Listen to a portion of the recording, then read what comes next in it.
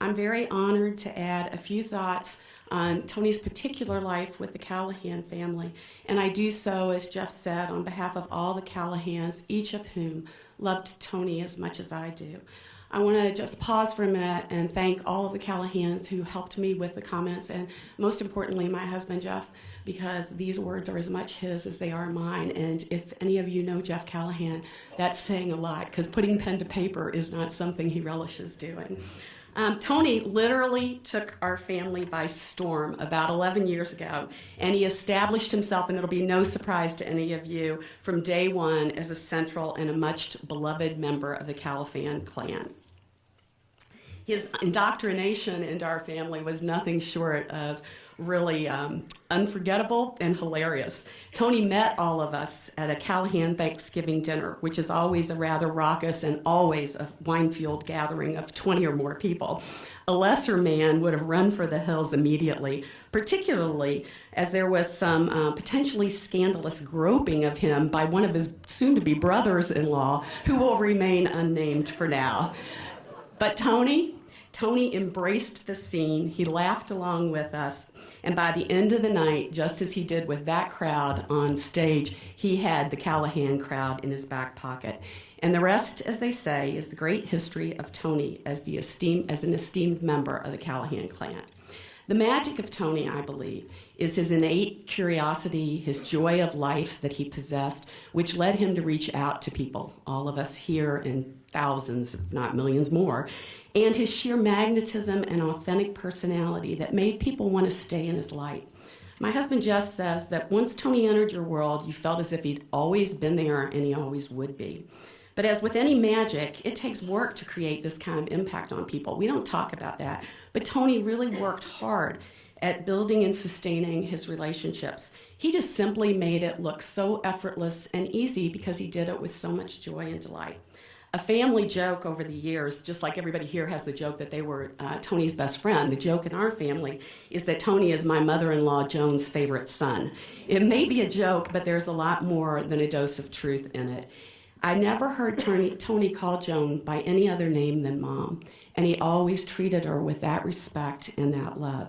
They shared a passion for golf, and Tony, when he was in town, always made a point of taking Joan out golfing with him. And more importantly, he and Mary Ellen both made Joan a central part of their lives together.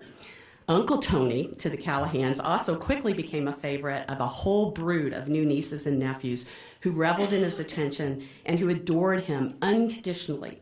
Tony and Mary Ellen made special memories with each of these nieces and nephews by traveling to their schools and events, organizing golf and dinners and other outings, and most importantly, just being there for each of them as they needed help or guidance. And when also necessary and warranted occasion, they liked to do a little bit of ball busting with the kids as well, which is always good for them. And of course, Tony loved all 6 of Mary Ellen's siblings, but Tony being Tony, the definition of the Callahan family was expanded to include members of my family and those of my 3 sisters-in-law, and I will forever be grateful to him for that. Mary Ellen and Tony included my mom and sister in their vacations and their gatherings. Tony visited and bonded with Barbara's family in Ireland. And of course, Tony was always there for anyone, including my nephew Zach, just as he was with Steve and Jeannie, to help him settle into LA when he moved here. Through Tony's dream of owning a house on the eastern shore of Maryland, he and Mary Ellen were able to bring many, many wonderful people into their Callahan family that they were building. Jeff mentioned that we owned the Bay House with them that was aptly named 4 Points of View because we all have very strong personalities. There we witnessed the creation of lifelong friendships like those forged with 2 of our Nevitt neighbors who have traveled here to honor Tony and to support Mary Ellen. Forever in my mind, Tony will be in the Nevitt kitchen. The one thing that people haven't talked about here today yet is how much Tony loved to cook. He loved to eat, but he loved to cook and he loved to create things. And he and I would exchange recipes and cook together.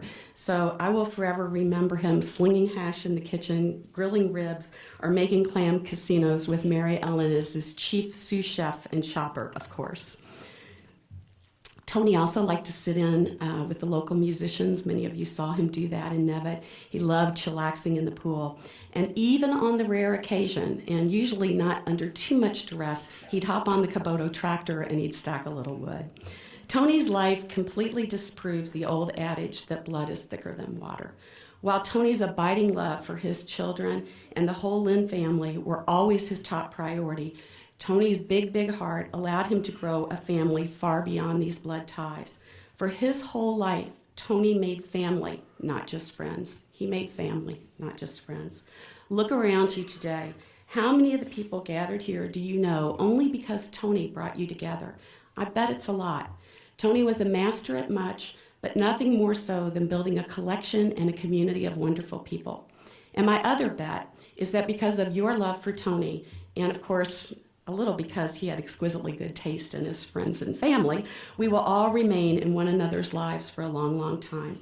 Tony was a bridge to new worlds and new people for all of the Callahan family, and he was a maker of unforgettable and cherished memories. He gave me the gift of an expanded family that includes all of the Lynns whom we have grown to care for so tremendously. But perhaps most importantly to me and to all of the Callahan family, Tony gave us the gift of seeing Mary Ellen find and marry her best friend and allowing us to be part of the wonder that they created together. So I think I speak for all the Callahans when I say that we will never say goodbye to Tony. Not to his dimples, not to his infectious smile and mischievous eyes, or to his way of embracing life to the fullest.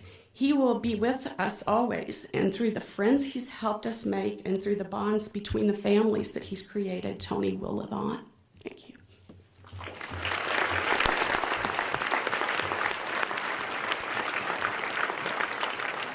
Now